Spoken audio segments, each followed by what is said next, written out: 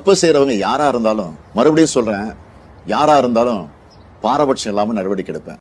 முதல் மின்னல் என்ன அப்படின்னு பார்த்தீங்கன்னா, ஓசூர் நீதிமன்ற வளாகத்தில் வழக்கறிஞர் கண்ணனை அறிவாளால் வெட்டி கொலை செய்ய முயற்சி செய்த பயிற்சி வழக்கறிஞர் ஆனந்தன் அப்படின்னு சொல்லி போட்டிருக்காங்க.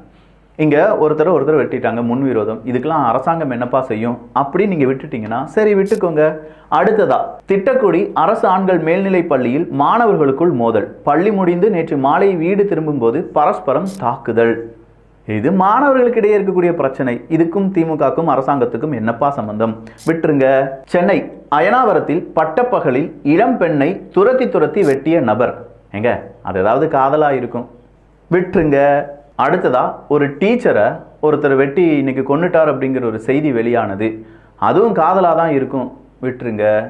எல்லாத்தையும் விட்டுருங்க. இதுக்கும் அரசாங்கத்துக்கும் சம்மந்தமே இல்லை, இதுக்கும் சட்ட ஒழுங்குக்கும் சம்மந்தமே இல்லை, இது எப்பவுமே நடக்கிறது தான் அப்படின்னு நீங்க நினைச்சீங்கன்னா என்னங்க சார் உங்க நியாயம்? அப்படி நீங்க சொன்னீங்கன்னா என்னங்க சார் உங்க நியாயம்?